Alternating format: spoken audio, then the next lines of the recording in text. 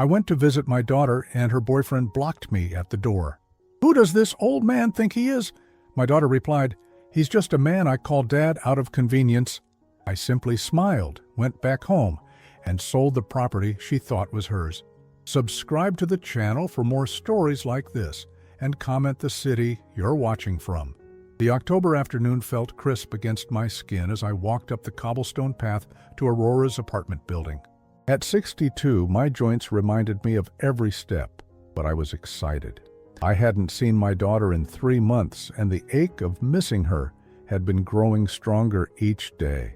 I clutched a small gift bag containing her favorite chocolate truffles from that little shop downtown she used to love as a child. I pressed the buzzer for apartment 4B, adjusting my jacket nervously. I knew I should have called first, but spontaneous visits used to be normal between us. At least they were normal when she was younger and still seemed to enjoy my company. The intercom crackled. "Yeah?" The voice wasn't Aurora's. It was deep, impatient male. "Hi, I'm here to see Aurora. I'm Daniel, her father."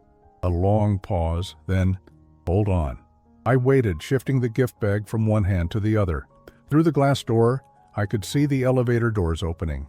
A tall man with disheveled hair and a wrinkled t-shirt approached. This had to be Marcus, the boyfriend Aurora had mentioned briefly during our last phone call 2 weeks ago. She hadn't said much about him, just that they were getting serious. Marcus opened the door but didn't step aside. Instead, he looked me up and down with obvious annoyance, like I was some kind of door-to-door salesman interrupting his day. "Who exactly are you supposed to be?" he asked, his voice dripping with disdain. The question caught me off guard. "I just told you. I'm Daniel, Aurora's father. Is she home?" Marcus crossed his arms, blocking the doorway completely. "Look, old man, I don't know what kind of game you're playing, but Aurora's busy right now. She doesn't have time for whatever this is." My chest tightened. "Old man?" I felt the heat rising to my cheeks but forced myself to stay calm. "There's no game. I'm her father, and I'd like to see her. Could you please let her know I'm here?" He laughed, actually laughed, like I'd told him some kind of joke. "Her father?" "Right. Listen, buddy, I don't know what you're trying to pull, but you need to leave, now." Before I could respond, I heard footsteps on the stairs. Aurora appeared behind Marcus, her blonde hair pulled back in a messy bun, wearing the same designer clothes she always favored. When she saw me, her expression didn't light up with surprise or joy. Instead, her face hardened into something cold and distant. "What are you doing here?" she asked, not moving from behind Marcus. "I wanted to see you," I said simply, holding up the gift bag. "I brought you those truffles you used to love." Aurora glanced at Marcus, then back at me. Something passed between them, some kind of silent communication that made my stomach clench with unease. "Marcus asked you a question," Aurora said, her voice flat. "What makes you think you can just show up here without calling?" I blinked, confused by her tone. "Aurora, honey, I know I should have called first, but I was in the neighborhood, and—" "Don't call me honey," she snapped, "and don't act like we have that kind of relationship."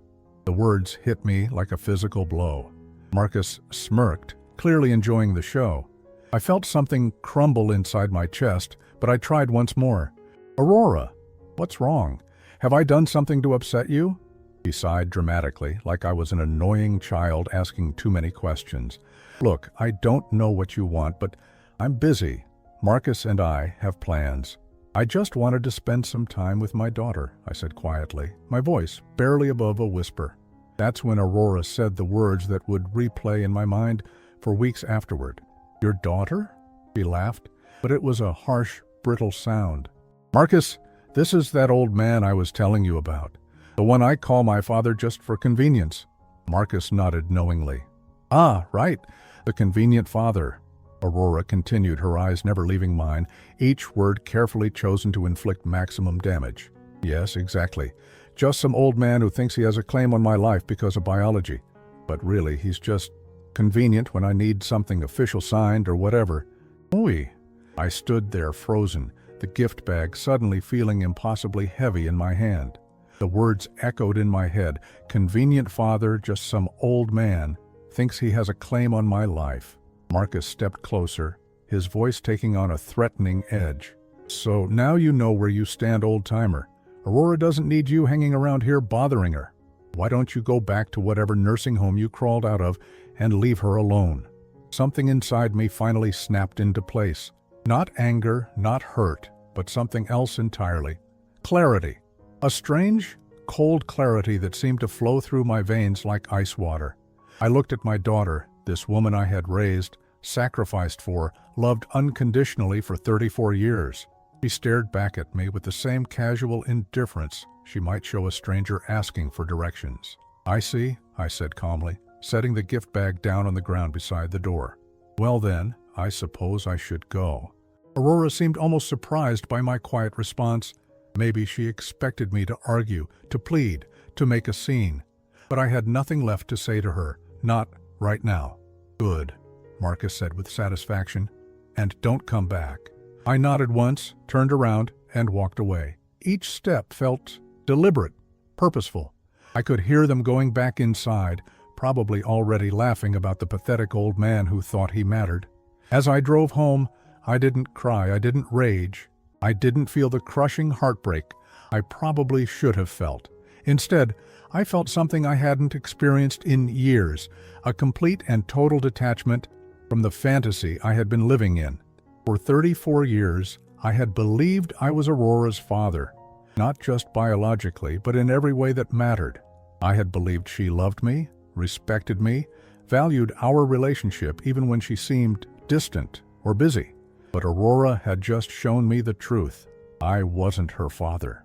I was just a convenient old man who had outlived his usefulness. As I pulled into my driveway, one thought kept echoing in my mind. If I was just convenient to her, then perhaps it was time she learned what inconvenience really looked like. That night, I sat in my living room staring at the wall where Aurora's graduation photos hung. High school valedictorian, college summa cum laude, law school graduate.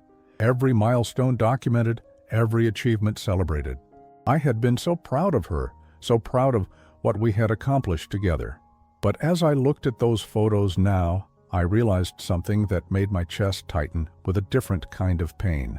In most of them, Aurora was smiling at the camera, not at me. Even in the ones where my arm was around her shoulder, her body language was stiff, formal, like she was posing with a distant relative at a family reunion. How had I never noticed that before? I walked to my desk and pulled out the folder where I kept all my important documents: insurance policies, bank statements, investment portfolios, and most importantly, the deed to the property on Maple Street, the 3-bedroom house with the large backyard that I had purchased 15 years ago, right after Aurora graduated college. I remembered that day clearly. Aurora had been stressed about finding a place to live while she figured out her career. The apartment she was renting was expensive, and her entry-level job at the marketing firm barely covered her expenses. I had seen the worry in her eyes, the way she bit her lip when she thought I wasn't looking. So I had done what any father would do. I bought the house on Maple Street, a charming colonial with original hardwood floors and a kitchen that still smelled faintly of the apple pie the previous owner had baked for showings. It was worth $350,000 then, but in a neighborhood that was clearly on the rise. "You don't have to worry about rent anymore," I had told Aurora when I handed her the keys. "This is your security, honey. Your future."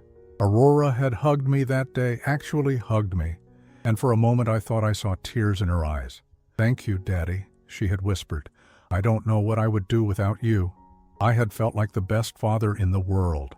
But now, sitting alone in my living room 15 years later, I wondered if Aurora had seen that gift the same way I had. Had she been grateful for a father's love and sacrifice? Or had she simply seen it as her due, something owed to her by the convenient old man in her life? I pulled out my laptop and searched for recent real estate sales in Aurora's neighborhood. My breath caught in my throat. Houses comparable to Aurora's were now selling for $700,000. Some were going for even more. In 15 years, that property had doubled in value. I had given Aurora a gift worth over $500,000, and she didn't even know it belonged to me, because the deed was still in my name. I had never transferred ownership to her, partly because my lawyer had advised against it for tax purposes, and partly because some small part of me had always intended it to be part of her inheritance, something she would receive when I was gone, along with my life insurance and retirement savings. But Aurora clearly believed the house was already hers. I knew this because 6 months ago, when she was going through a rough patch with her previous boyfriend, she had mentioned casually during one of our phone calls that she was thinking about maybe getting a roommate to help with expenses, or possibly refinancing to get some cash out of the equity. At the time, I had been confused by her wording, refinancing, equity. As far as I knew, Aurora had never made a mortgage payment in her life. I paid the property taxes directly to the city. I paid for repairs and maintenance when needed. Aurora lived there rent-free, just as she always had. But her casual reference to her equity suggested she thought the house belonged to her, that I had signed it over to her years ago and somehow forgotten to mention it. Or maybe she had simply assumed that giving her the keys was the same as giving her the deed. I closed my laptop and walked to the kitchen, where I kept a bottle of whiskey for special occasions. This wasn't exactly a celebration, but it felt like it deserved marking somehow. I poured myself 2 fingers and sat back down with the deed in my hand. Daniel Reeves, sole owner of 123 Maple Street, the property that Aurora had been living in rent-free for 15 years, making improvements and changes as if it were her own. The property she apparently believed she could refinance or sell at will. The property that was still mine. I thought about all the times over the years when Aurora had seemed distant, preoccupied, too busy to spend time with me. The canceled dinners, the forgotten holidays, the phone calls that felt more like obligation than affection. I had always told myself she was just busy building her career, that she would come around eventually, that our relationship would improve when she was more settled. But what if it wasn't about being busy? What if Aurora had simply been waiting? Waiting for me to die so she could inherit what she already believed was hers? The thought should have devastated me. It should have sent me into a spiral of grief and self-pity.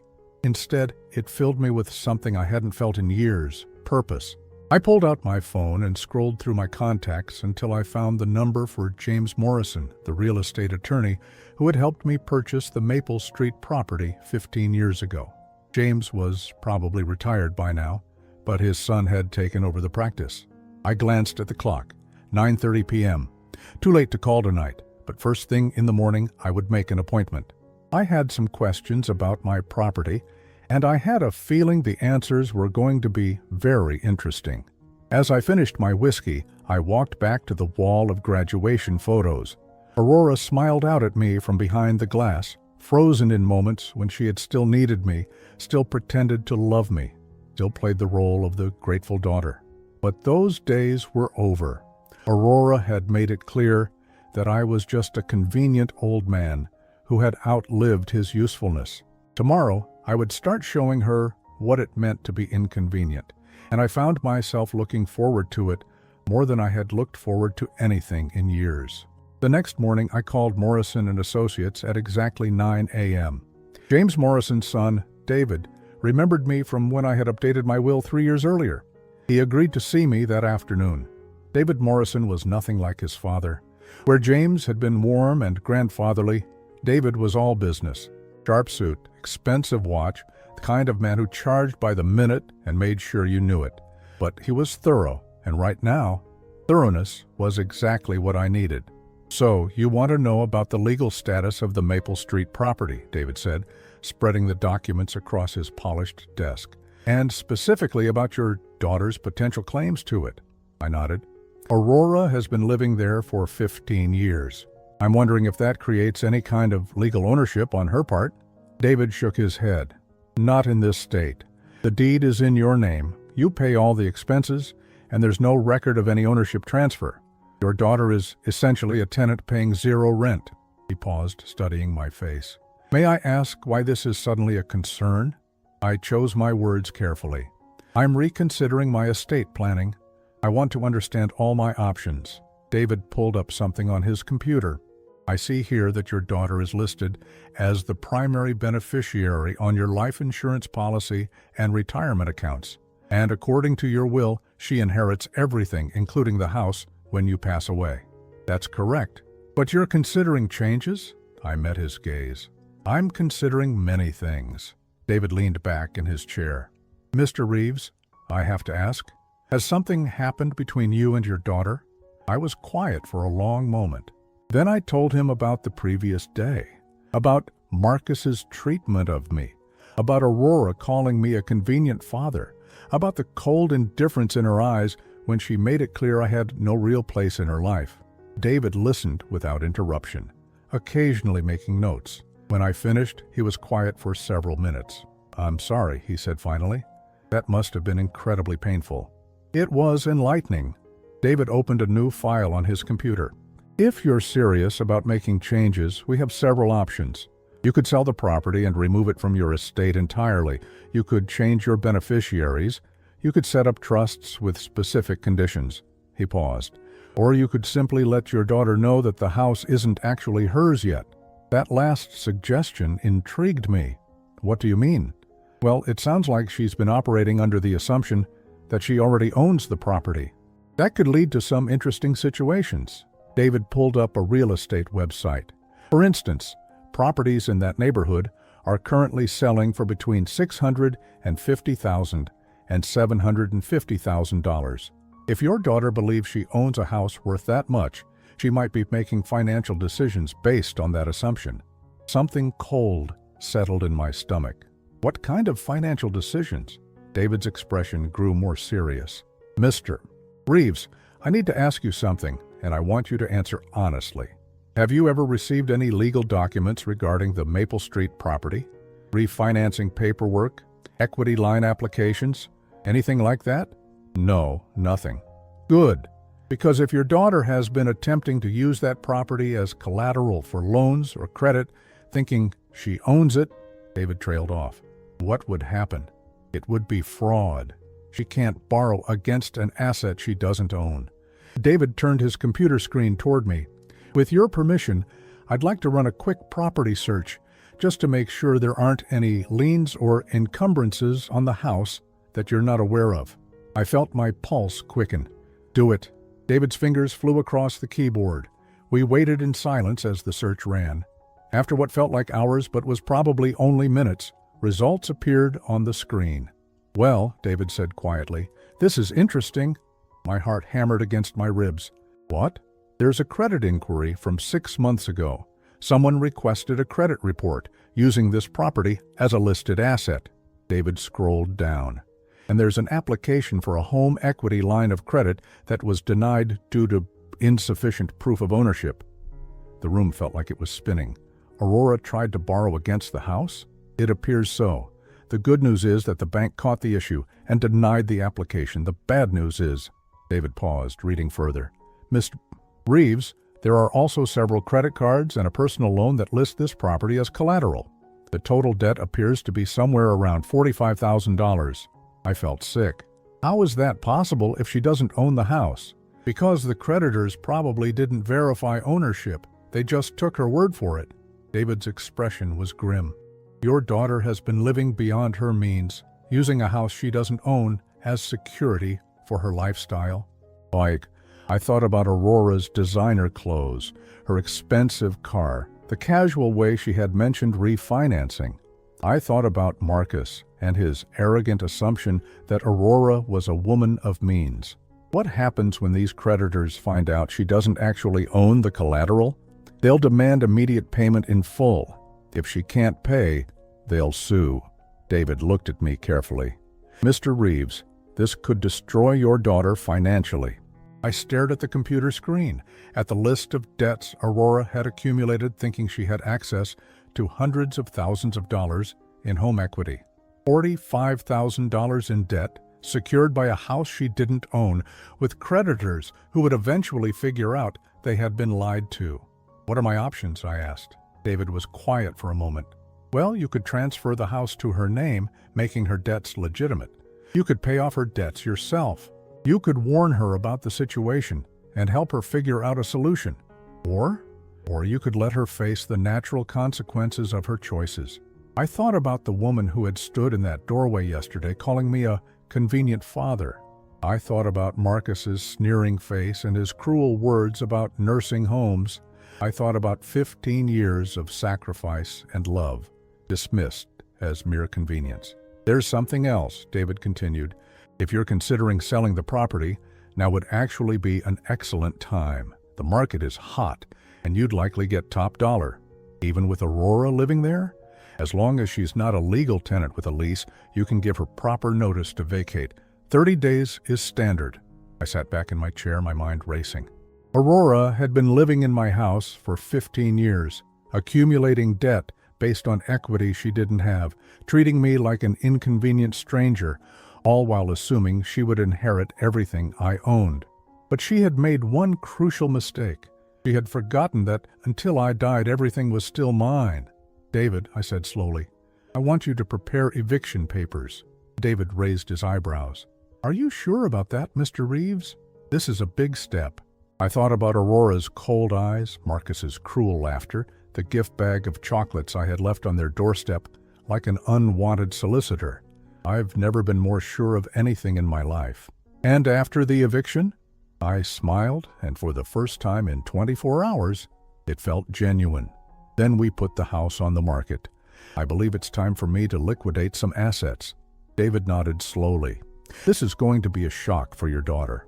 Good, I said. It's time Aurora learned that convenience works both ways. 3 days later, David Morrison called with an update that made my blood run cold. Mr. Reeves, I've been doing some additional research into your daughter's financial situation, and I'm afraid it's worse than we initially thought. I gripped the phone tighter. How much worse? The total debt appears to be closer to $78,000, not $45,000. There are several credit cards I missed in the initial search, and a car loan that also lists your property as supplemental collateral. I sat down heavily at my kitchen table. $78,000, nearly $80,000 in debt that Aurora had accumulated, believing she owned a house worth $700,000.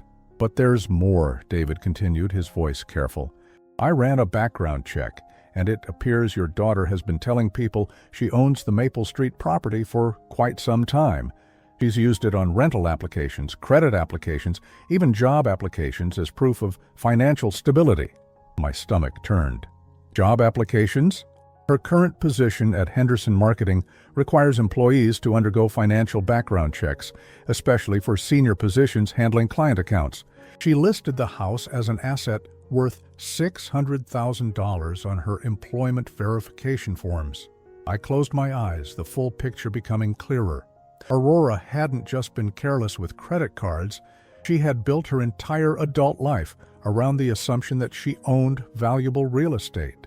Her job, her credit, her lifestyle, her relationship with Marcus, all of it was based on a lie she apparently believed herself. David, I need you to be completely honest with me. If Aurora finds out she doesn't own the house, and all these creditors and her employer find out she's been lying about her assets, what happens to her? There was a long pause. Mr. Reeves, your daughter could face criminal fraud charges. She could lose her job, her credit, everything. And if any of these creditors decide to pursue legal action for fraudulent collateral claims, she could end up owing not just the original debt, but legal fees and penalties on top of it. I felt dizzy. This had started as a lesson about respect and gratitude, but it was turning into something much bigger. Aurora had unknowingly committed fraud on a massive scale, all because she assumed she owned something that belonged to me. However, David continued, there might be a way to handle this that protects both of you. I'm listening. We could arrange a private sale. You sell the house to a buyer. We carefully select someone who's willing to work with us on timing. Your daughter gets proper legal notice to vacate, but we structure it so she has 60 days instead of 30 to find alternative housing. During those 60 days, she has time to figure out her financial situation and hopefully address some of these debts before creditors start investigating too deeply. It was a more generous option than Aurora deserved, considering how she had treated me. But despite everything, the thought of her facing criminal charges made me feel sick. What kind of buyer would agree to that arrangement? Actually, I may have the perfect solution. My cousin runs a property investment company. They specialize in renovating older homes and either flipping them or turning them into high-end rentals. They've been looking for properties in that exact neighborhood. I was quiet for a moment thinking. Then another idea occurred to me. David, what if the buyer was willing to offer Aurora a rental agreement? At market rate, of course. That's actually brilliant, David said slowly. She could stay in the house if she wants to, but she'd be paying rent like any other tenant. No more free ride, no more false ownership claims, but also no homelessness. What would market rate rent be for a house like that? Probably around $2,800 to $3,200 per month. I nearly choked. Aurora had been living rent-free in a house that should have been costing her $3,000 a month. For 15 years. The mathematical reality was staggering. I had essentially given her the equivalent of $540,000 in free housing. $540,000 plus the current value of the house itself. Over $1 million in total benefit dismissed yesterday as mere convenience. Mr. Reeves, are you still there? I'm here. I'm just processing the numbers. I understand it's a lot to absorb. I thought about Aurora's casual cruelty yesterday, the way she had introduced me to Marcus as just some old man she called father for convenience. I thought about 15 years of free housing, of property taxes I had paid, of maintenance and repairs I had covered, all while she built credit and a career based on assets she didn't own. But I also thought about the woman I had raised, the little girl who used to climb into my lap to read bedtime stories. Despite everything, I didn't want to destroy her life completely. Set up the meeting with your cousin, I said finally. But I want to meet them first. I want to make sure they're the kind of people who will treat Aurora fairly if she decides to rent. Of course, I'll arrange something for early next week. After I hung up, I walked through my small house, really looking at it for the first time in months. It was comfortable, but modest. 2 bedrooms, 1 bathroom, a kitchen that needed updating, worth maybe $180,000 on a good day. Meanwhile, Aurora had been living in a house worth 4 times as much, in a prestigious neighborhood, with a 2-car garage and a backyard big enough for the garden parties she used to host before she stopped inviting me. I had been living like a working-class retiree, while my daughter lived like landed gentry, all on my dime, all while treating me like an inconvenient stranger. The next morning, I drove past the Maple Street house. I hadn't been there in over a year. Aurora had made it clear that drop-in visits weren't welcome, and I had respected her boundaries. But now I needed to see the property through different eyes. It was even more beautiful than I remembered. Aurora had clearly been maintaining it well. The lawn was perfectly manicured, the flower beds were professionally landscaped, and there was a new BMW in the driveway. Marcus's car, I assumed. As I sat in my car across the street, I saw Marcus come out the front door. He was dressed in workout clothes, carrying a tennis racket, moving with the casual confidence of a man who believed his girlfriend owned valuable real estate. Then Aurora appeared, also dressed for exercise, laughing at something Marcus had said. She looked happy, carefree, every inch the successful, professional woman living her best life in her beautiful home. Neither of them had any idea that their entire world was built on a foundation that belonged to someone else, someone they had treated with contempt just 3 days earlier. I started my car and drove away, but not before making a mental note of the BMW's license plate. David had mentioned that Aurora's car loan also listed my house as collateral. I wondered if Marcus knew that his girlfriend's financial stability was an illusion. Probably not. Men like Marcus were attracted to women like Aurora precisely because they appeared to have their lives together, because they seemed financially secure and independent. I wondered how attracted to Aurora he would be when she was facing fraud charges and bankruptcy. By the time I got home, my decision was made. I called David Morrison. "Set up the meeting with your cousin," I said. "I want to sell the house as quickly as possible." "And Aurora?" I thought about her laugh as Marcus made whatever joke had amused them both. I thought about their matching workout clothes.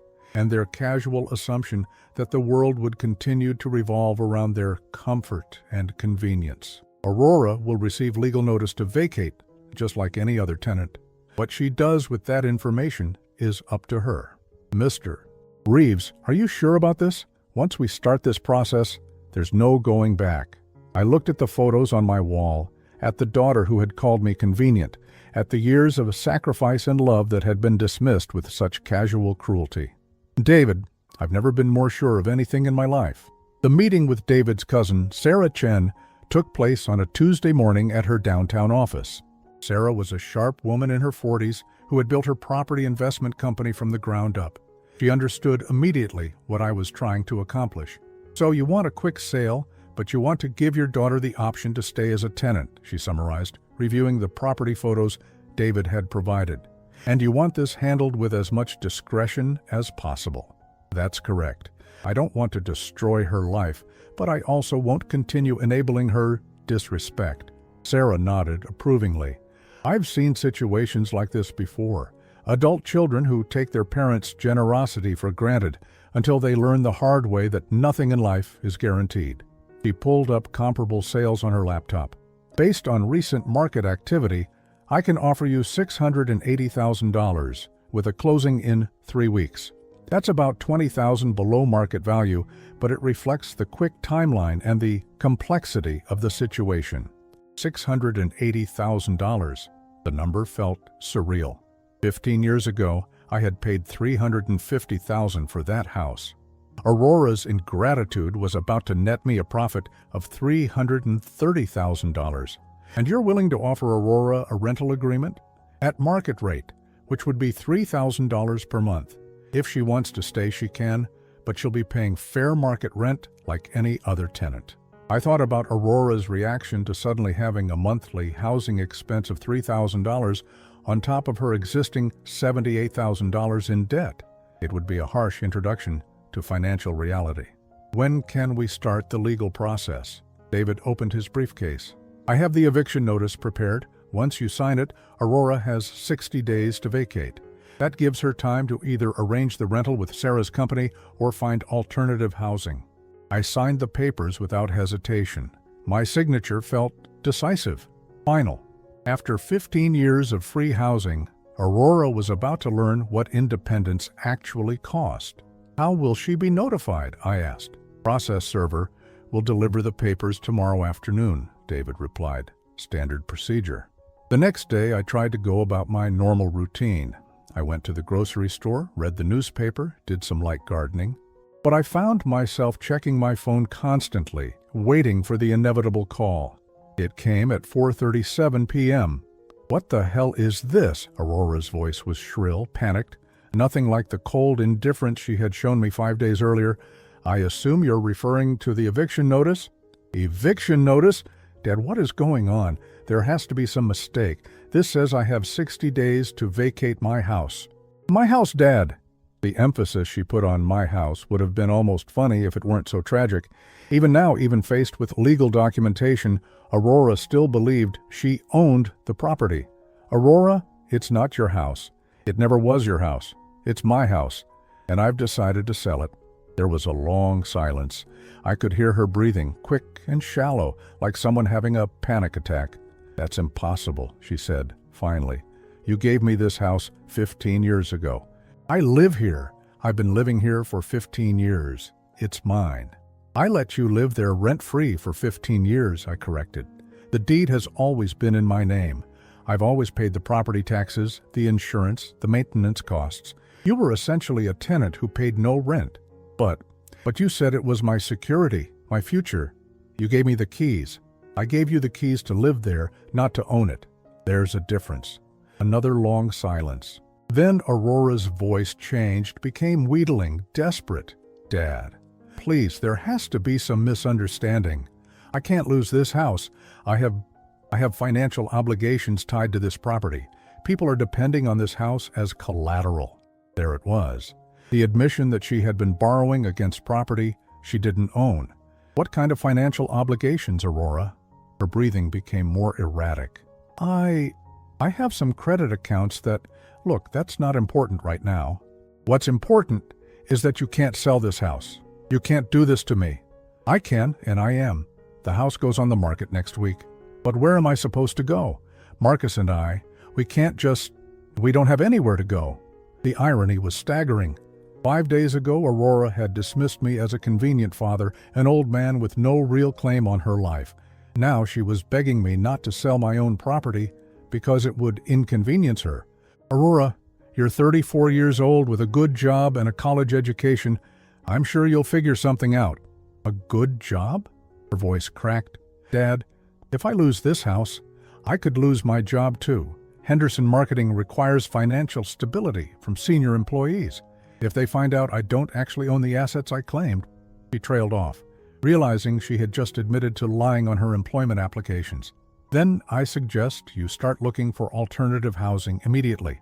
The new owners are willing to offer you a rental agreement at market rate if you're interested. Rental agreement? Market rate? Dad?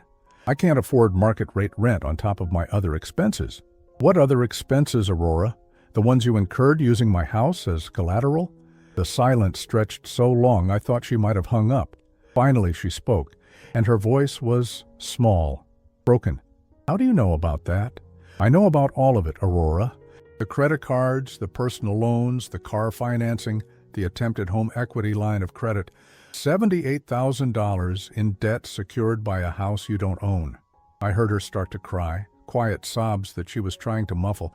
Dad, I'm sorry. I know I was awful to you the other day, but Marcus was there and I was trying to... You were trying to what?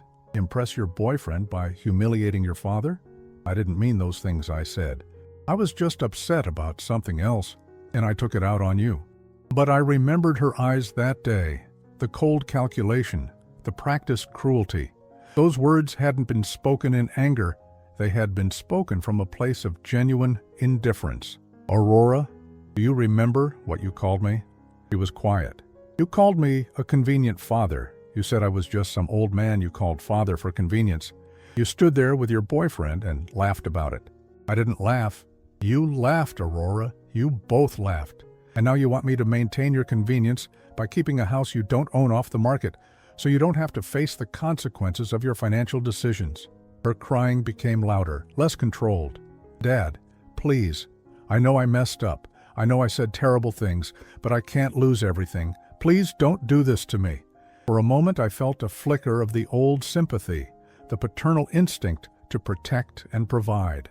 But then I remembered Marcus's sneer, Aurora's cold dismissal, the casual cruelty with which she had reduced 15 years of sacrifice to mere convenience.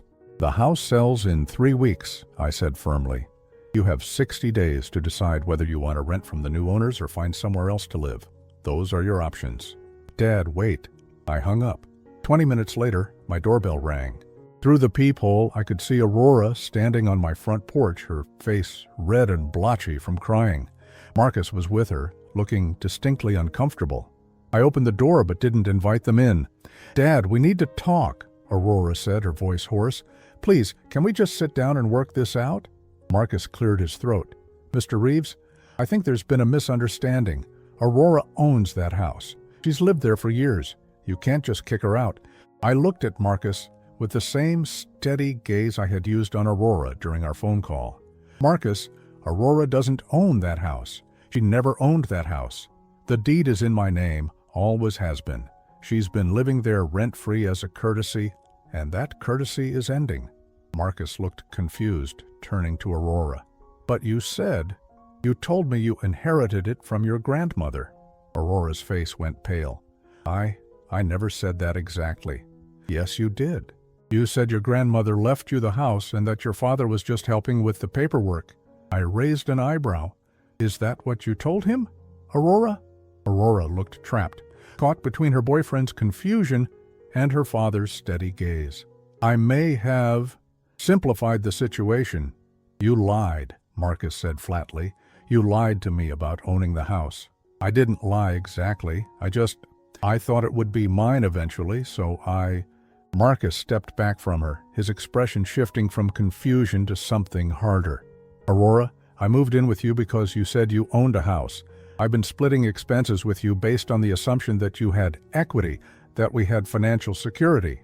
"We do have security," Aurora said desperately. "Dad's not really going to sell the house.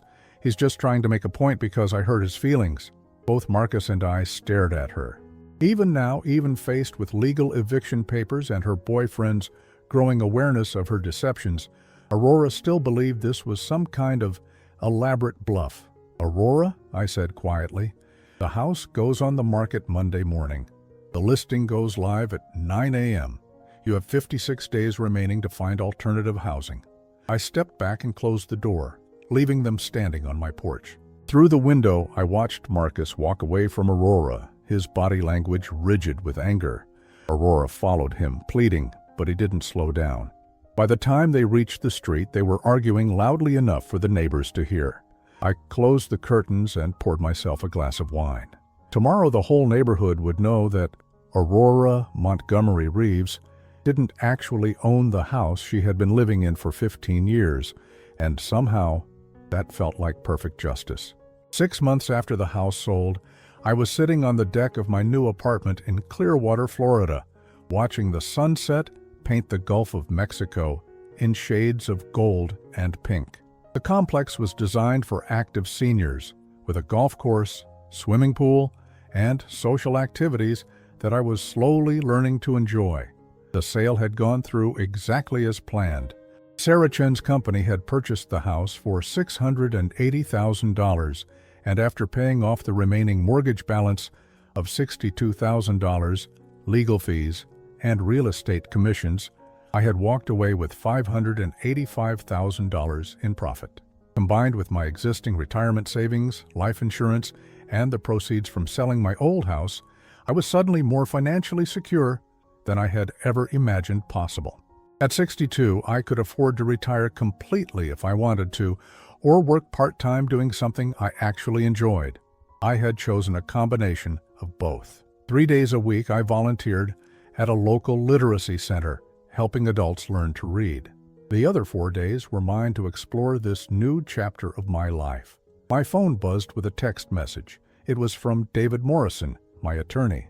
"Thought you'd want to know. Aurora signed the rental agreement with Sarah's company. She's staying in the house, but paying $3,000 per month now. Also, Marcus moved out 2 weeks after the eviction notice. Thought you should know." I set the phone down and took a sip of my evening wine. So Aurora had chosen to stay in the house, but as a paying tenant, and Marcus had apparently decided that a girlfriend with $78,000 in debt and no actual assets wasn't the catch he had thought she was. I found myself feeling a strange mixture of satisfaction and sadness. Satisfaction because Aurora was finally experiencing the real cost of independence. Sadness because it had taken financial consequences to teach her lessons about respect and gratitude that should have come naturally. A week later, another update from David arrived via email. Aurora had been forced to disclose her true financial situation to her employer at Henderson Marketing. Rather than firing her for the false asset claims, they had demoted her and placed her on a financial probation program. She was still employed, but at a significantly reduced salary. She had also filed for debt consolidation and was working with a financial counselor to address the $78,000 in loans she could no longer pretend were secured by real estate equity. I found myself oddly proud of her for facing her problems instead of running from them. Maybe there was hope for Aurora after all. My phone rang on a Tuesday evening in March. I almost didn't answer when I saw Aurora's name on the screen, but something made me pick up. "Hello, Aurora." Her voice was quiet, subdued. "Hi, Dad. I know you probably don't want to hear from me, but I wanted to tell you something." I waited. "I'm going to pay you back," she said. "All of it. The 15 years of rent I should have been paying, the property taxes, the maintenance costs. I calculated it out with a financial advisor, and it's about $540,000 in total. I'm going to pay you back." I was quiet for a long moment. "Aurora, that's not necessary." "Yes, it is," she said firmly. "I know what I did was wrong. Not just the things I said to you, but the way I lived for 15 years without ever acknowledging what you were giving me. I treated your generosity like an entitlement, and then I treated you like you didn't matter." Her voice cracked slightly. "I'm setting up a payment plan. It's going to take me probably 20 years to pay you back, but I'm going to do it. $50 a month at first, more when I get my finances straightened out. I felt something shift in my chest, a loosening of tension I didn't even realize I had been carrying. Aurora, I don't need you to pay me back. I need you to understand what happened. I do understand, she said quietly. I understand that I became a person I don't like very much, someone who took and never gave anything back, someone who was cruel to the person who loved me most. She paused, and I could hear her taking a shaky breath. Dad, I know I don't deserve forgiveness. I know saying I'm sorry doesn't undo the things I said or the way I treated you, but I want you to know that losing you, really losing you, was worse than losing the house or Marcus or anything else. I felt my eyes start to burn with unshed tears. I miss you, she whispered. I miss having a father. I miss the person I used to be when I still had your respect. For the first time since this whole ordeal began, I heard something in Aurora's voice that I had been waiting 34 years to hear. Genuine remorse, real understanding of what she had lost. Aurora, I said softly, you haven't lost me forever, but our relationship can't go back to what it was. It needs to be something new, something built on mutual respect instead of one-sided sacrifice. I know, she said. I'm willing to work for that, if you'll let me. We talked for another hour. Aurora told me about her smaller apartment, her reduced hours at work, the financial counseling sessions that were teaching her to live within her means.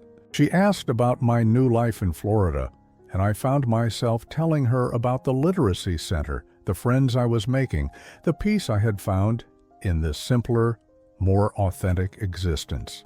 When we hung up, I felt something I hadn't experienced in years, hope for a genuine relationship with my daughter. 3 months later, Aurora sent me a check for $50 with a note that read, Payment 1 of approximately $480. Thank you for teaching me that nothing worthwhile comes free. I deposited the check not because I needed the money, but because I understood what it represented. It was Aurora's acknowledgement that our relationship needed to be rebuilt on a foundation of mutual respect and reciprocity. A year after selling the house, Aurora called to tell me she had been promoted back to her original position at Henderson Marketing. Her salary was still lower than it had been before, but she was rebuilding her professional reputation through hard work and honesty. I have something to ask you, she said during that call. Would you like to come visit me? I know the house looks different now that I'm actually paying for it, but I'd like to show you how I'm living now. I booked a flight for the following month. The house on Maple Street looked exactly the same from the outside, but when Aurora gave me a tour, I could see the changes. Gone were the expensive furnishings and designer decorations. The rooms were simpler now, furnished with pieces that reflected Aurora's actual budget rather than the lifestyle she had been pretending to afford. It's smaller somehow, I observed. Aurora laughed, and for the first time in years, it sounded genuine. It's the same size, Dad. I just can't afford to fill it with stuff I don't need anymore. We had dinner at her kitchen table, a simple meal she had cooked herself rather than ordering from expensive restaurants like she used to. As we ate, Aurora told me about her new life, the friends she had made who valued her for who she was rather than what she owned, the satisfaction she felt from paying her own bills and making her own way. I never realized how empty my old life was, she said. I had all these things and all this fake security, but I didn't have any real relationships. Even with you, I had stopped seeing you as a person and started seeing you as just a resource. She set down her fork and looked at me directly. I'm sorry, Dad. I'm sorry for treating you like you didn't matter. I'm sorry for taking your love for granted. And I'm sorry it took losing everything for me to realize what I had thrown away. I reached across the table and took her hand. Aurora, you didn't lose everything. You lost the things that weren't real anyway, but you found something more valuable. You found yourself. We spent the weekend together, and for the first time in decades, it felt like I was spending time with my daughter, not performing the role of convenient father or someone who tolerated my presence out of obligation. On Sunday, as I prepared to fly back to Florida, Aurora walked me to my rental car. Dad, I know I have no right to ask this, but would you consider moving back to town, not to take care of me or help me with anything, just to be close. I know I wasted a lot of years, but I'd like to spend whatever time we have left actually being father and daughter. I looked at this woman who had hurt me so deeply, who had dismissed me so cruelly, but who had also found the courage to face her mistakes and rebuild herself from the ground up. "Let me think about it," I said. 6 months later, I moved into a senior community just 20 minutes from Aurora's house. We have dinner together once a week, and she calls me every Sunday evening to talk about her week. She's still paying me $50 a month, and we both understand that those payments will continue until she has repaid what she owes, not because I need the money, but because she needs to finish what she started. Last month, Aurora paid off the last of her credit card debt. She called me in tears, not of sadness, but of relief and pride. "I did it, Dad," she said. "I'm finally living within my means. I'm finally free." As I sat in my comfortable apartment listening to my daughter celebrate a milestone that most people take for granted, I realized that we were both free. Aurora was free from the burden of living a lie, and I was free from the exhaustion of loving someone who couldn't love me back. Sometimes the greatest gift you can give someone is the chance to earn what they've been taking for granted.